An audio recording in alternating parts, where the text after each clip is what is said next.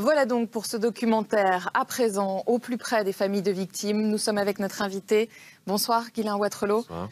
Votre femme et 2 de vos enfants se trouvaient dans l'appareil au moment de la catastrophe. Merci d'avoir accepté notre invitation. Vous connaissez ce documentaire, vous venez de le revoir avec nous. Qu'est-ce qu'il vous inspire? Est-ce que vous croyez à la thèse du suicide? Non, je n'y crois pas du tout. Et je n'y crois pas depuis longtemps. Il faut savoir que c'est une thèse qu'on essaye de pousser assez régulièrement et ça ne fonctionne pas. La Malaisie a voulu la pousser pendant un certain temps. Ça ne fonctionne pas. Et dans ce qui est... La plupart... Il faut voir que ce documentaire qui sort là, pratiquement un mois avant la fin des recherches, tout d'un coup, on remet le pilote, mais il n'apporte dans ce documentaire aucun élément nouveau. Il n'y a aucune preuve. Alors, sur le pilote. Il y en a quand même. Il y a l'analyse de cette fameuse pièce, ce flaperon qui appartenait à l'aile, où il est expliqué dans le détail qu'il était plutôt vers le bas, c'est-à-dire déclenché par une action humaine, qu'il est dentelé, c'est-à-dire qu'il n'a pas été ce flaperon, d'abord, pulvérisé par un tir de missile, mais que c'est l'effet de l'océan qui lui a donné cette forme. Tous ces indices-là, vous n'y croyez pas? Ce flaperon, je vais vous dire, ce flaperon, on dit qu'il appartient à l'appareil. Ce flaperon, la preuve qui dit ça, c'est très simple. Dans ce flaperon, d'abord, la plaque d'identification, comme par hasard, elle est décollée. Elle n'est plus là. Vous savez quand est-ce qu'on décolle des plaques d'identification? C'est quand on démantèle des avions. Elle n'a pas pu être décollée par l'action de... Peut-être, courant, mais moi de je la peux vous mer dire et l'environnement dans lequel on l'a trouvé. à chaque fois qu'on décolle une plaque, c'est qu'on démantèle un avion. C'est prévu pour tenir ces plaques, je suis désolé. L'autre chose, c'est qu'est-ce qui relie? C'est donc la plaque, elle n'existe plus.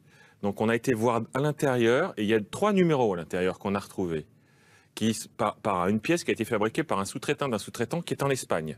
Sur les 3 numéros, il n'y en a qu'un qui a parlé. Pourquoi un seul numéro a parlé? Et il nous donne un papier écrit à la main qui relie ce numéro, écrit à la main, et une commande de Malaysia Airlines. Pas l'avion, une commande de Malaysia Airlines. Donc ça peut très bien être un flaperon démantelé d'un autre Boeing 777 de Malaysia Airlines, et il y en a eu. Où est-elle cette pièce maintenant? Qui est-ce qui la détient? Elle est encore en France. Elle est encore en France.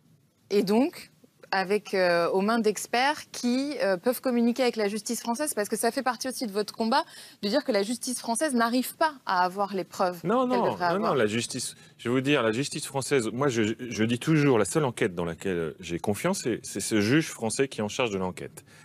Il est indépendant, il essaye de bien faire son boulot. Mais il faut comprendre qu'il y a 2 pays qui ont des informations essentielles dans cette histoire, qui n'ont jamais donné leurs informations. Ces 2 pays sont l'Angleterre et les États-Unis.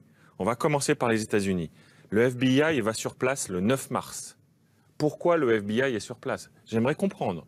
Que fait le FBI en Malaisie le lendemain de cette catastrophe? Parce que c'est un Boeing et que d'une certaine manière, c'est pas la les procédure. États-Unis, Je suis désolé, c'est pas la procédure internationale.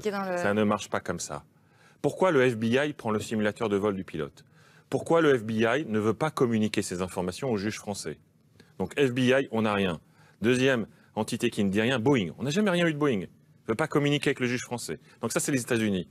L'Angleterre, il y a 2 choses importantes. Rolls-Royce, qui a des données avec le moteur, et ces foutues données Inmarsat qui disent où est l'avion quelque part. Inmarsat n'a jamais voulu donner, c'est ce qu'on appelle ces raw data, donc la preuve de ces données, ni aux familles, ni aux juges, ni aux enquêteurs.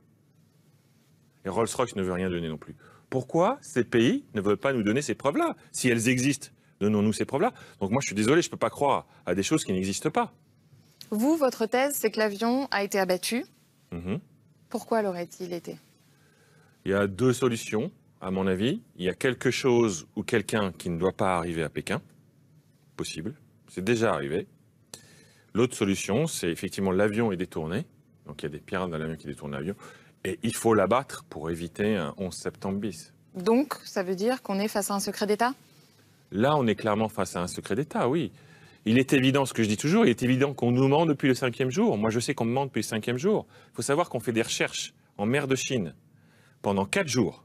Et au bout du 5e jour, le gouvernement malaisien nous dit « Au fait, j'ai vu l'avion à des milliers de kilomètres de là ». Pourquoi ils mettent 5 jours à nous dire ça? Pourquoi ils font des recherches là où l'avion n'est pas? Donc il est évident, dès le 5e jour, qu'on nous cache quelque chose, qu'on ne veut pas nous dire la vérité. Et des choses comme ça, il y en a des dizaines, il y en a des centaines depuis 4 ans. pourquoi des experts privés, comme ceux qu'on a pu voir dans le documentaire, pourquoi ceux qui ont participé aux recherches d'Ocean's Infinity, qu'on a aussi vu dans l'enquête qu'on vient de diffuser, pourquoi ces gens-là travaillent sur quelque chose alors qu'il serait sûr, selon vous, qu'il ne s'est pas passé quelque chose là où ils recherchent les indices qu'ils recherchent? Non, mais ces gens-là croient aux données Inmarsat. D'accord, j'ai dit, ces données Inmarsat qui disent où est l'avion. Ces fameux satellites militaires britanniques. Je vais vous dire pourquoi je ne crois pas à cette zone de recherche. Il y a 3 raisons, très simples. La première raison, c'est un avion qui tombe dans l'eau, on trouve des débris flottants. On n'a pas trouvé un seul débris flottant. C'est pas possible. Un avion qui tombe dans l'eau, on trouve obligatoirement des débris flottants. L'avion ne peut pas atterrir comme une feuille. C'est pas possible. On dit bien dans ce reportage qu'il y a des creux de 3 mètres. Donc déjà, c'est première chose. Deuxième chose, s'il fait tout ce trajet-là, l'avion, il traverse 7 pays différents. Donc des couloirs aériens de 7 pays différents. On est bien d'accord. L'avion, OK, il coupe ses communications, ce qu'on appelle transponders aircars. Ça veut dire que les contrôleurs civils ne le voient pas. Il est ce qu'on appelle un avion fantôme. Ça, c'est vrai. Mais les radars militaires sont faits pour ça. Voir des avions fantômes. Oui, mais vous dites à l'instant que vous n'y croyez pas aux données de ces radars militaires. Ce que je veux dire, c'est que s'il avait fait ce trajet-là, on n'a pas besoin des données Inmarsat pour savoir où il est. Les militaires savent parfaitement où il est, cet avion, s'il fait ce trajet-là. On est bien d'accord? Les données Inmarsat ne sont pas faites pour ça. C'est totalement imprécis. Ça n'a rien à voir. Elles ne sont pas faites pour ça. Donc pourquoi allons-nous chercher des données Inmarsat? Si on en revient à la thèse du suicide du pilote, est-ce qu'à un moment, vous vous êtes dit... effectivement, dans un suicide, il y a une part complètement personnelle, complètement impénétrable. Et ça, c'est difficile de le savoir. Est-ce que ça faisait partie des hypothèses qui étaient envisageables, selon vous? Oui, ça fait peut-être toujours partie des hypothèses envisageables, mais encore une fois, peut-être c'est possible, mais il n'est pas là, l'avion. Et quelque part encore, si c'était vraiment un suicide, on ne nous cacherait pas la vérité. Depuis le 5e jour, expliquez-moi, pourquoi on nous a caché la vérité pendant 4 jours? Vous dites que François Hollande vous a caché la vérité en vous disant qu'il n'avait pas d'image satellite, alors que les Australiens en ont sorti quelques mois plus tard. Quelques années plus tard. Vous avez écrit à Emmanuel Macron depuis qu'il est élu. Est-ce qu'il communique avec vous? Il m'a dit qu'il ne souhaitait pas me recevoir et il me fera recevoir... par Jean-Yves... Il m'a demandé d'écrire à Jean-Yves Le Drian. Jean-Yves Le Drian, excusez-moi, dans cette histoire, il est complètement mouillé, puisque quand il va en Malaisie, c'est pour vendre des Rafales, et quand il va en Australie, c'est pour vendre des sous-marins, le plus grand contrat jamais signé par la France. Donc Le Drian, c'est sûrement pas lui qui me dira quoi que ce soit. Alors, après, il m'a dit qu'il allait me faire recevoir par le secrétaire général de l'Élysée. Ben, j'attends ce moment, mais lui ne veut pas me recevoir. Moi, j'analyse ça, c'est qu'il n'est pas comme son prédécesseur, il ne veut pas mentir. Mais il vous adresse clairement une fin de non-recevoir. Il m'a dit qu'il ne voulait pas me recevoir, oui, pour l'instant. Vous dites justement que vous travaillez avec le juge français. Vous avez mis votre carrière professionnelle entre parenthèses depuis cette catastrophe. Quel est votre quotidien? Vous enquêtez tous les jours? Tous les jours, vous cherchez des indices? Tous les jours. Tous les jours, je reçois des emails. Tous les jours, je reçois des infos. Tous les jours. Et plus je suis sur des plateaux comme les vôtres, plus je vais en recevoir. Mais... tous les jours, je ne fais pas que ça. Et je veux de plus en plus mener une vie comme tout le monde. Et j'ai besoin de le faire maintenant. Parce que, mine de rien, ça fait 4 ans que ma vie est entre guillemets, comme vous le dites, mais je ne peux pas continuer comme ça. Donc aujourd'hui, mon combat, c'est d'abord de rechercher du boulot. Et je crois que de toute façon, la vérité me viendra ou viendra à des journalistes ou viendra aux juges par des gens qui savent et qui donneront une information. Qu'est-ce qui vous fait tenir aujourd'hui? 2 choses. Ce combat me fait tenir, parce que je sais pourquoi je me lève le matin. La deuxième chose, c'est qu'il me reste un fils. Ce fils, il a 25 ans. Il commence sa vie professionnelle.